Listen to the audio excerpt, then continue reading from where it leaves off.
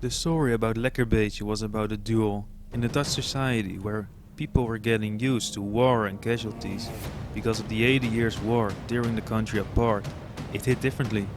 It contained all the ingredients for a knightly, cowardly and epic story with a tragic plot. First, I will introduce some of the main characters of the story. Anthony Schets, Baron of Grobbendonck and Governor of 's-Hertogenbosch, which is located in Brabant, the Netherlands. Gerard Abrahamszoon of Houwelingen, which had the nickname Lekkerbeetje. He was the lieutenant of Anthony. Pierre of Beauté, a French nobleman of Normandy and a well-known of the French king.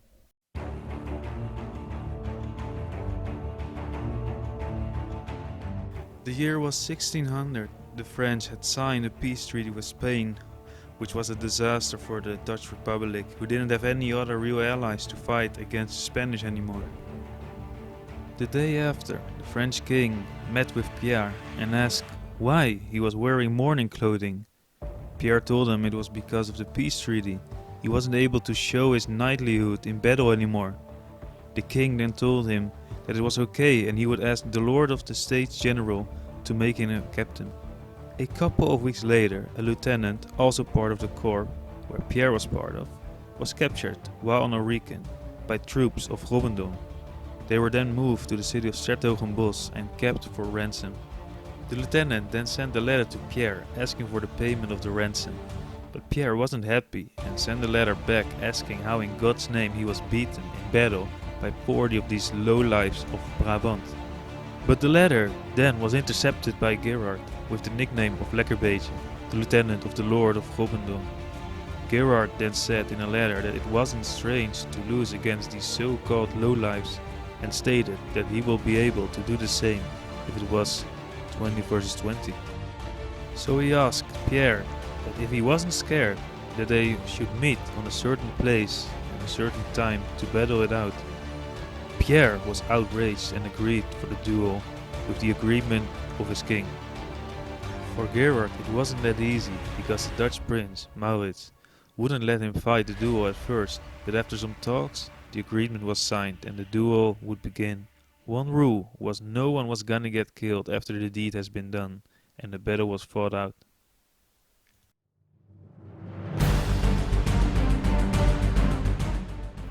On the morning of February the 4th, Pierre arrived first and got wine of bread of Grobbendonck.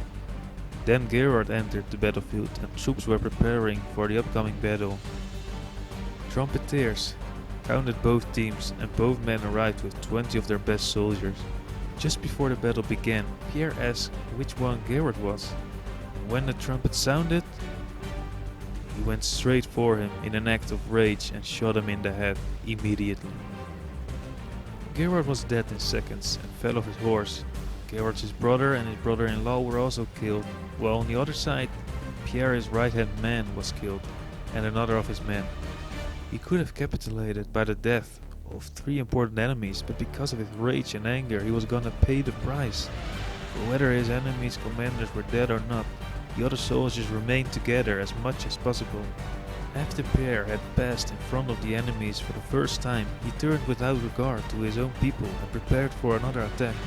His horse was then hit and 3 of his riders fell. He now ordered another rider to dismount and attacked a 4th time.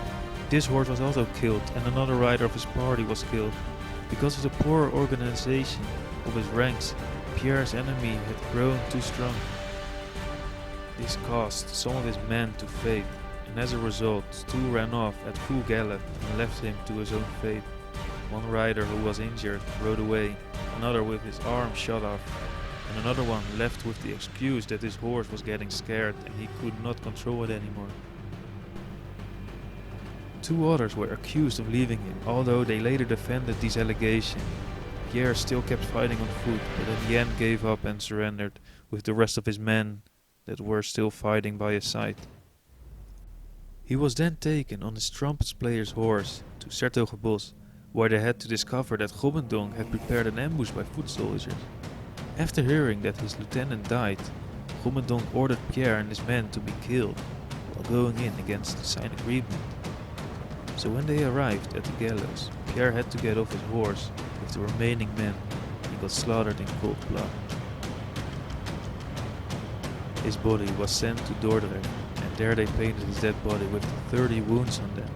After that, they sent his body back to France for the burial. In the end, no one really won.